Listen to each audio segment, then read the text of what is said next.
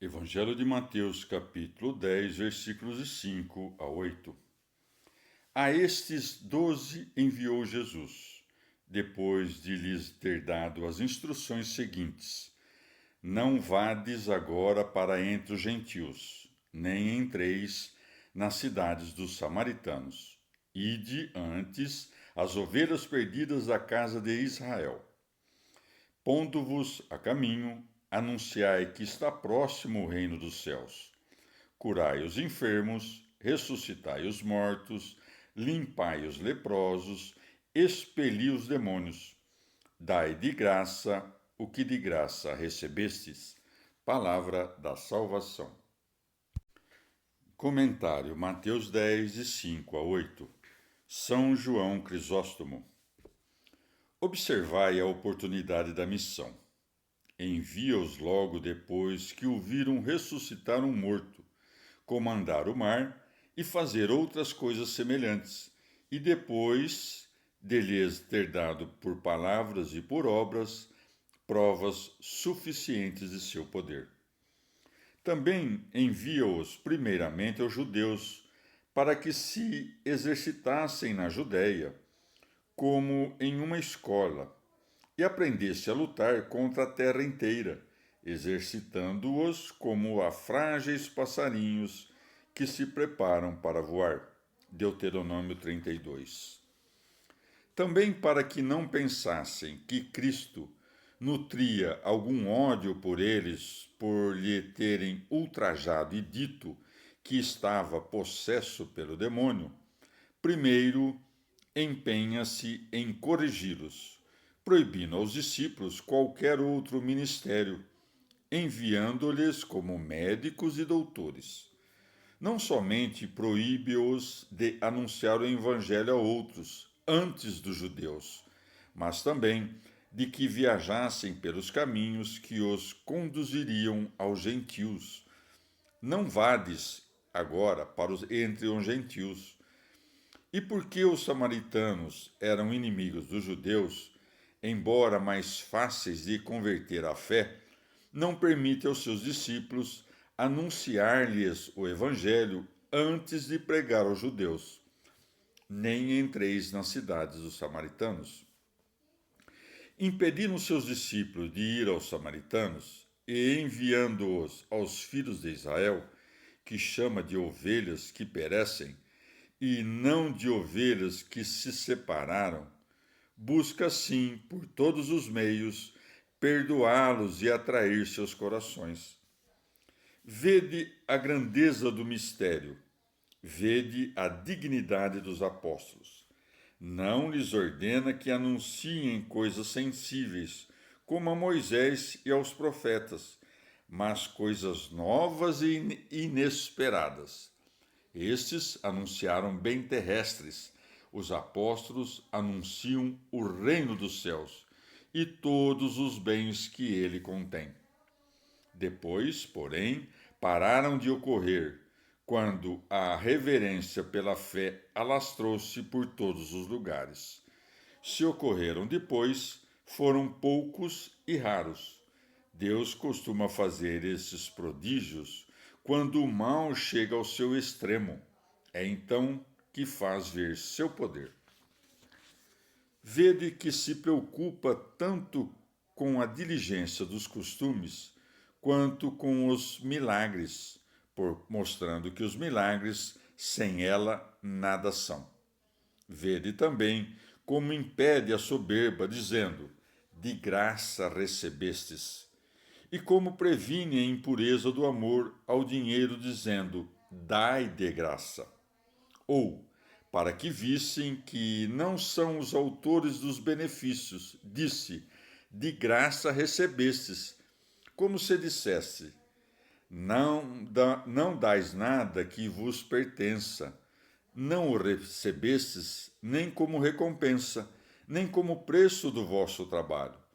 E como é uma graça que vos dei, dai-a como a haveis recebido, pois jamais encontrareis um preço que corresponda ao seu valor.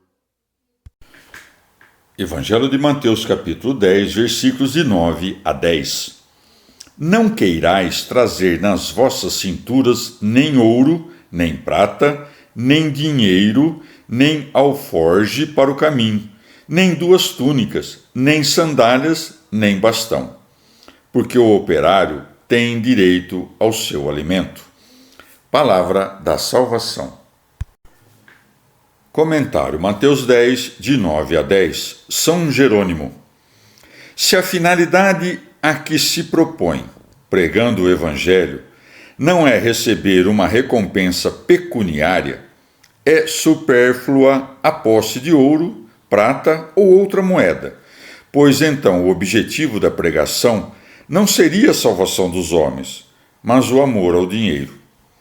Não é excessivo proibir as riquezas representadas pelo ouro, pela prata e pela moeda, e até o que é necessário para a vida.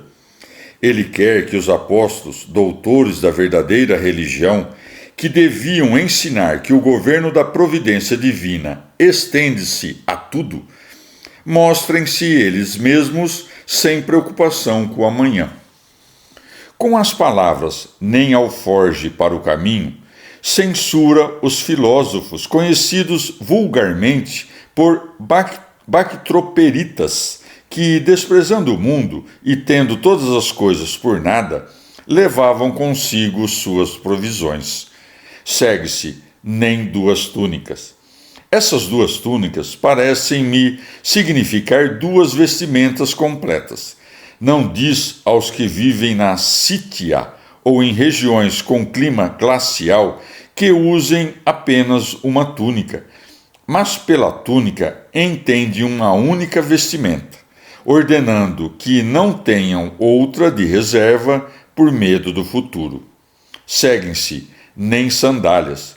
O próprio Platão proíbe cobrir as duas extremidades do corpo para impedir que se enfraqueçam a cabeça e os pés, porque quando essas partes têm vigor e firmeza, também as outras partes do corpo tornam-se mais robustas. Segue-se nem bastão, porque se temos o auxílio do Senhor, que necessidade teríamos da proteção de um bastão? E como enviou os apóstolos quase nus e desprovidos de tudo, e parecia muito dura essa condição de mestres, temperou a severidade desse preceito, dizendo: porque o operário tem direito ao seu alimento. Como se dissesse: recebei o quanto vos for necessário para a vestimenta e para o alimento. É o que diz o apóstolo. Tendo, pois, os alimentos necessários e com que nos cobrir, contentemo-nos com isso. 1 Timóteo 6,8. E em outro lugar: o que é catequizado na palavra, reparta de todos os bens com o que o catequiza. Gálatas 6,6. A fim de que os discípulos que recebem bens espirituais façam seus mestres participarem de seus bens temporais, não para satisfazer sua avareza, mas para atender às suas necessidades. Demos seu sentido histórico. Vejamos agora seu sentido místico. Não é lícito que os mestres possuam ouro, prata ou dinheiro na cintura. Vemos que o ouro frequentemente significa a inteligência, a prata significa a palavra, o dinheiro a voz. Ora, não podemos receber essas três coisas de nenhum homem, pois é Deus quem nos-las dá. Nem dar ouvidos aos ensinamentos dos heréticos, dos filósofos ou de outras doutrinas perversas. Ou então, o Senhor nos ensina a não ter nossos pés encadeados pelos laços da morte, mas a entrarmos despojados na terra santa. Não levar bastão, que se poderia transformar em serpente, nem apoiar-se em nenhum socorro da carne, pois um bastão ou uma vara são caniços frágeis, que se rompem ao menor esforço e ferem a mão de quem se apoia neles. Evangelho de Mateus, capítulo 10, versículo de 11 a 15. Em qualquer cidade ou aldeia em que entrardes, informai-vos de quem há nela digno de vos receber, e ficai até que vos retireis. Ao entrardes na casa, saudai-a, dizendo: a paz seja nesta casa. Se aquela casa for digna, descerá sobre ela a vossa paz. Se não for digna, a vossa paz retornará para vós. Se não vos receberem nem ouvirem as vossas palavras, ao sair para fora daquela casa ou cidade, sacudi o pó dos vossos pés. Em verdade vos digo que será menos punida no dia do juízo a terra de Sodoma e de Gomorra do que aquela cidade. Palavra da salvação. Comentário Mateus 10, de 11 a 15. Santo Hilário. Os apóstolos, portanto, saúdam a casa com o desejo da paz, mas suas palavras significam a paz, não a dão. Quanto à própria paz, que sai das entranhas da misericórdia, só pode descer sobre essa casa se ela merecê-la. Se não for digna dela, o mistério dessa paz toda divina deve permanecer encerrado na consciência dos apóstolos.